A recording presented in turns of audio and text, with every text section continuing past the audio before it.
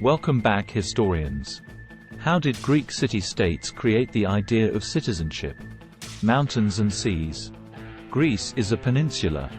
This means that it is surrounded by water on three sides. There are also many islands that are part of Greece. Ancient people traded among the islands and along the coastline. Many fished for a living.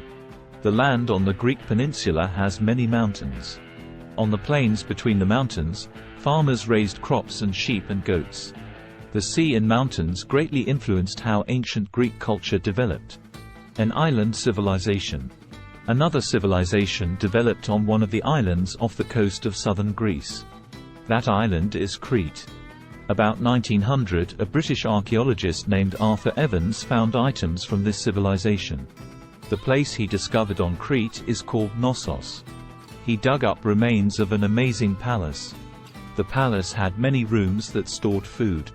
Other rooms were workshops where people made jewelry and vases.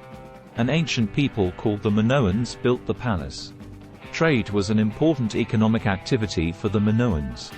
They traded pottery and vases for ivory and metals in Egypt and Syria. Sometime around 1450 BC, the Minoan civilization ended. Historians do not know why. A mainland civilization. Another early civilization in the area was the Mycenaean civilization.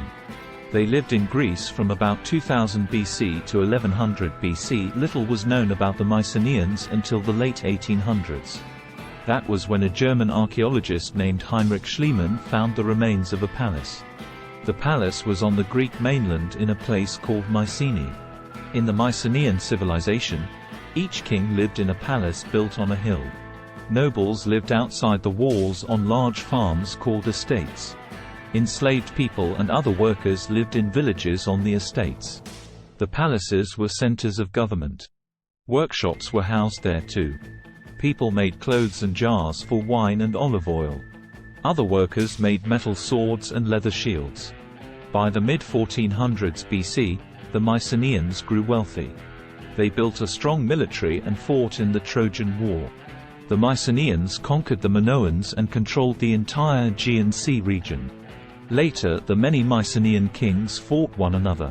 Earthquakes destroyed their palaces. By 1100 BC, the civilization had crumbled. A group called the Dorians invaded the Greek mainland. Historians call the following 300 years a dark age.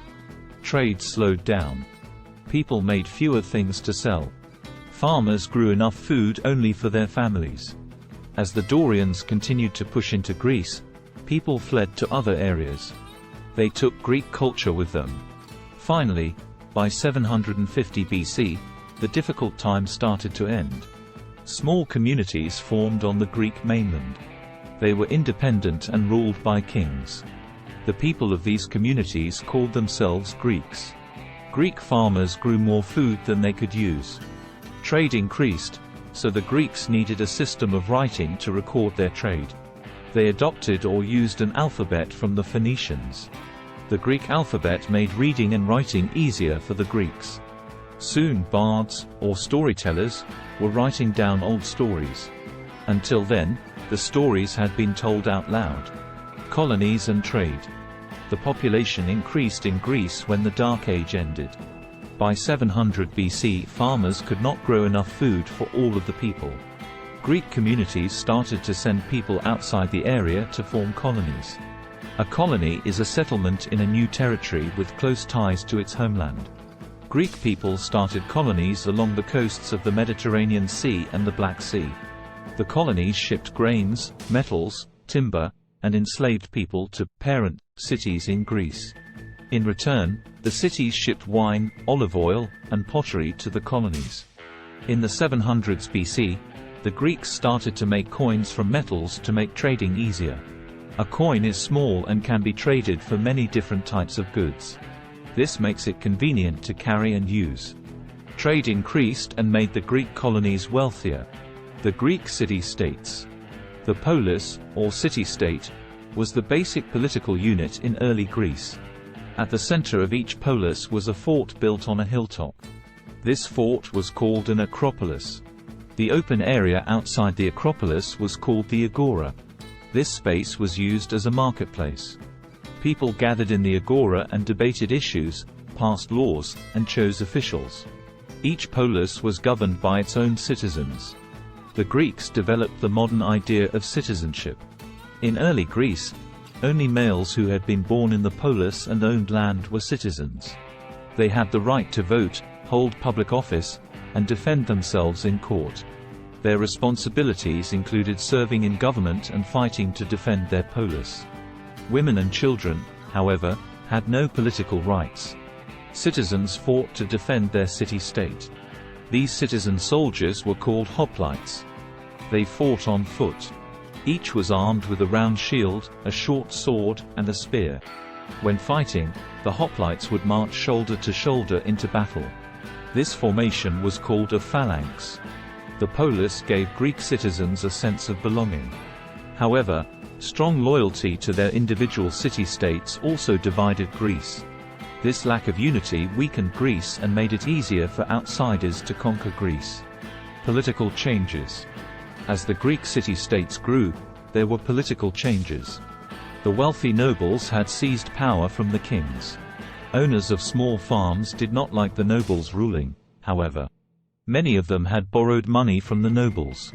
When the farmers could not repay their loans, the nobles took their farms. By 650 BC, merchants and artisans also wanted change. They were not citizens because they did not own land. That meant they did not have a say in ruling the polis. The growing political unrest led to the rise of tyrants. A tyrant is someone who seizes power and rules with total authority. Most of the tyrants who controlled city-states ruled fairly. It was the harshness of a few tyrants that gave the word tyranny its current meaning. Rule by a cruel and unjust person.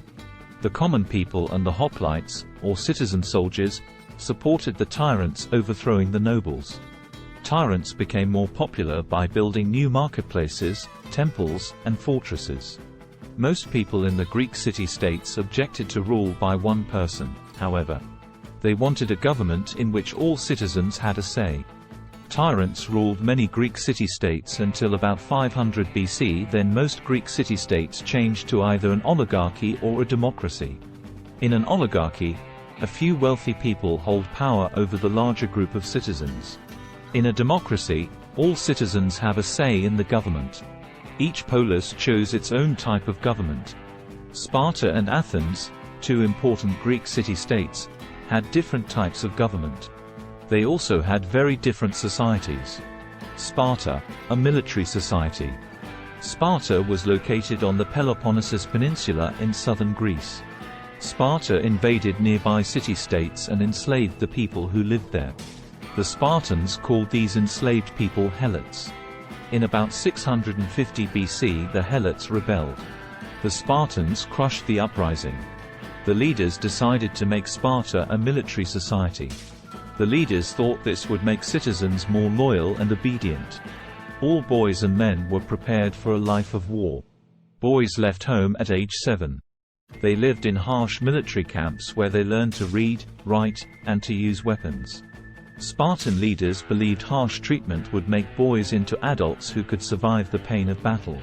Spartan women enjoyed more freedom than women in other city-states because the men were often away from home. Girls were trained in sports such as wrestling. The main role of women was to raise sons for the military. Sparta's government was an oligarchy. Two kings ruled together, but had little power. The Council of Elders acted as judges and the assembly made decisions about war and peace. The assembly elected 5 people each year to be ephors. The ephors enforced laws and collected taxes. Sparta's leaders believed education could lead to unrest. For this reason, the government discouraged people from studying literature and the arts. Foreign visitors were not welcome. People could leave Sparta only for military purposes. Trade was limited.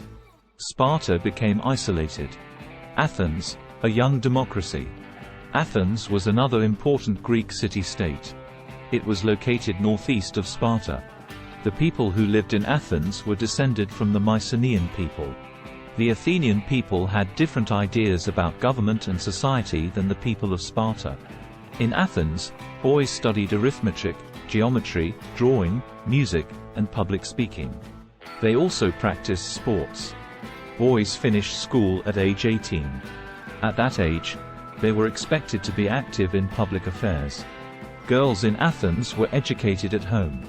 They learned spinning, weaving, and other household duties. In some wealthy families they learned to read, write, and play music. Women were expected to marry and raise children. About 600 BC, most Athenian farmers owed money to the nobles. To avoid an uprising, the nobles turned to a respected merchant named Solon. Solon ended the farmers' debts and freed those who had been enslaved. In 560 BC, another tyrant took over the government. His name was Pisistratus. He gave citizenship to people who did not own land. He hired the poor to build temples. After Pisistratus died, Cleisthenes took over. He gave the assembly even greater powers. Cleisthenes also created a new council of 500 citizens to help the assembly manage government business. Each year a lottery was held to choose the council members. Using a lottery meant that every citizen had a chance to be a council member. Cleisthenes' changes made the Athenian government more democratic. However, people who were not citizens still could not participate in the government. This included all women, foreign-born men, and enslaved people. Persia's empire. While Greek city-states were going through changes in their governments, the Persians were building a large empire in Southwest Asia. Persia was located in what is today called Iran. In the 500s BC, a Persian king named Cyrus the Great built a powerful army. Cyrus conquered Mesopotamia, Syria, and Judah. He also conquered Greek city-states that were in the area of Anatolia. Today Anatolia is called Turkey. The Persian Empire became the largest in the ancient world. Cyrus ruled fairly. He allowed the people he conquered to keep their own languages, religions, and laws. After Cyrus, new rulers continued to expand the empire. Persia controlled Egypt, western India, and lands northeast of Greece. The Persians improved the network of roads that had been built by the Assyrians. They built an important road called the Royal Road. On this road, travelers could get food, water, and fresh horses at roadside stations. Before the road was built, it would take a messenger about 3 months to travel from Persia to Anatolia. Using the road, the time was cut to just 7 days. The Persian Empire kept expanding. Darius I ruled Persia from 522 BC to 486 BC. He divided the empire into provinces to make it easier to manage. He called the provinces satrapies. Each satrapy was ruled by a governor who was called satrap. The governor collected taxes and recruited soldiers for the Persian army. At first the Persians worshipped many gods. Then in the 600s BC, a religious teacher named Zoroaster started preaching a new religion. It was called Zoroastrianism. Zoroaster taught that there was one god, named Ahura Mazda. He was the creator of all things and the leader of the forces of good. Zoroaster believed people were free to choose between good and evil, but at the end of time, goodness would win. Most Persians accepted Zoroastrianism. They also began to view the monarchy as sacred. Persian kings believed they ruled by the power of Ahura Mazda. The Persian Wars. In the 400s BC, the Persians wanted to expand their empire into Europe. They soon clashed with the Greeks, who had a very different civilization. The Persians believed in an all-powerful king. Many Greeks believed that citizens should choose their own rulers. The Persians already controlled Greek city-states in Anatolia. In 499 BC, these city-states revolted. The Athenians sent warships to support the Greek rebels. The Persians crushed the revolt. The Persian king Darius I was angry at Athens for interfering. In 490 BC, Darius I sent a fleet of 600 ships to invade Greece. The Persians landed at Marathon. The Athenians knew they were outnumbered and would lose if they attacked. The Persians then decided to board their ships and attack Athens by sea. When the strongest Persian fighting units were on the ships, the Athenians attacked. The Persians suffered a terrible defeat. According to Greek legend, a young runner raced to Athens with the news. He reached Athens and cried out, "Victory!" Then he fell and died from exhaustion. Today, marathon races are named for that famous run. The Persians vowed revenge against the Athenians.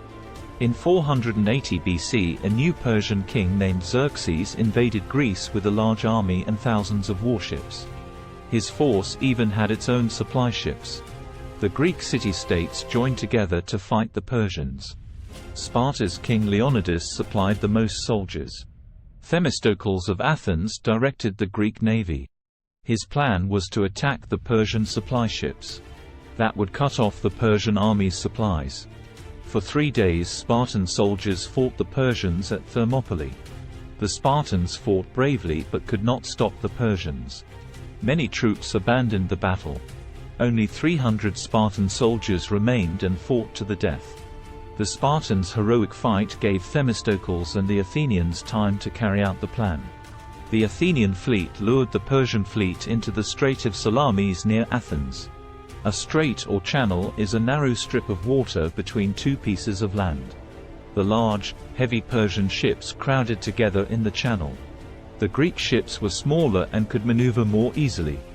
The Greek navy destroyed most of the Persian fleet. The Persian army continued to attack. It marched to Athens and burned the city. Finally, in 479 BC, the last battle was fought. With improved fighting and better weapons, the Greek forces defeated the Persians at Plataea, northwest of Athens. The Persian Empire now faced many challenges. Its army was no longer able to defend the whole empire. The people grew unhappy with their government and paying heavy taxes. The royal family disagreed over who should rule. Persia weakened and became open to outside attacks. In the 300s BC, Persia was invaded by a young and powerful Greek ruler named Alexander. The Persian Empire ended and a new Greek Empire grew. It eventually became even larger than the Persian Empire. The rule of Pericles. When the Persian Wars ended, Athens became a powerful city-state. From 461 BC to 429 BC, Athens enjoyed a golden age as the economic and cultural center of Greece. The government of Athens was a direct democracy. That means that all citizens of Athens met to debate and vote on government matters. In the United States, we have a representative democracy. Citizens elect a smaller group of people to represent the citizens. It makes laws and governs on behalf of the citizens. In ancient Athens, direct democracy worked because of the small number of citizens. At the assembly meetings, citizens made policy on war and foreign affairs, passed laws, and elected officials, known as generals. After the Persian Wars, the most important general in Athens was Pericles. Led the city-state for more than 30 years. Gave people positions in government based on their abilities. Did not care which social class people belonged to. Brought ordinary Athenians into government. Rebuilt Athens after the Persians burned it. Supported artists, writers, and teachers. Philosophers also flourished. Philosophers reflect or think about the meaning of life. Athens became a great center of knowledge. Athenian life. At its height, about 285,000 people lived in Athens. Not all these people were citizens. Only about 43,000 males had political rights. Women, foreign-born men, and enslaved people could not be citizens. They had no political rights. Athenian men worked as farmers, artisans, and merchants. They often worked mornings and exercised in the afternoons. In the evenings, upper-class men discussed politics and philosophy during social dinners. The women of Athens had different lives. Girls married early, often in their mid-teens. Their duties were to have children and take care of the households. Women in poor families did farm work or sold goods at the marketplace. Women in upper-class homes spun, dyed, or wove cloth. Upper-class women rarely left their homes. When they did, they had to be with a male relative. Athenian women could not attend school. Many, however, learned to read and to play music. Educated women in Athens were not considered equal to men. Women could not participate in politics or own property. Greek women were always under the care of males. Foreign-born women were not treated the same way as Athenian women, however. One such woman was Aspasia. She was known for her intelligence and charm. She taught public speaking. Her ideas were popular among Athenians. Pericles was influenced by her. Slavery was common in ancient civilizations. Most Athenian households had at least one enslaved person. Many enslaved people were prisoners of battles. They included both Greeks and non-Greeks. Enslaved men worked on farms and in the shops of artisans. Some worked at hard labor. Enslaved women were cooks and servants in wealthy homes. Sometimes they were teachers to upper-class children. The treatment of enslaved people was different from place to place. Slavery helped Athens develop a thriving economy. War between Athens and Sparta. The Greek city-states learned over time that their survival depended on cooperation. Even after the Persian Wars, Persia remained a threat. In 478 BC, the Greek city-states joined together to form a defensive league. Its purpose was to defend its members against the Persians. Sparta did not join this league. It was called the Delian League because its headquarters was on the island of Delos. The league drove the Persians out of Greek territories in Anatolia. As a result, trade increased and Greece became richer. Over time, however, the Delian League failed. Athens began to control the other member city-states. In 433 BC, Athens interfered with some of Sparta's allies. These allies pressured Sparta to attack Athens. The conflict is called the Peloponnesian War because Sparta was located in the Peloponnesus region of Greece. At a funeral ceremony for soldiers and sailors killed in battle, Pericles made a famous speech called the Funeral Oration. In the speech, Pericles gave reasons why democracy is worth fighting for. After about 2 years, a deadly disease broke out in Athens. 1/3 of the people died, including Pericles. During the next 25 years, each side won some victories. Neither side was able to defeat its opponent. Finally, Sparta made a deal with the Persians. The Spartans agreed to give Persia some territory in Anatolia. In return, Persia gave Sparta money to build a navy. In 405 BC, Sparta's new navy destroyed the Athenian fleet. Athens surrendered a year later. The Peloponnesian War brought disaster to the Greek city-states. Governments were left weak and divided. Many people had died in battle and from disease. After the war ended, Sparta ruled its new empire much like Athens had ruled. Sparta's allied city-states grew angry at the harsh treatment. While the city-states fought each other, a kingdom grew to the north. The kingdom was Macedonia. Eventually, the strength of Macedonia cost the Greek city-states their independence.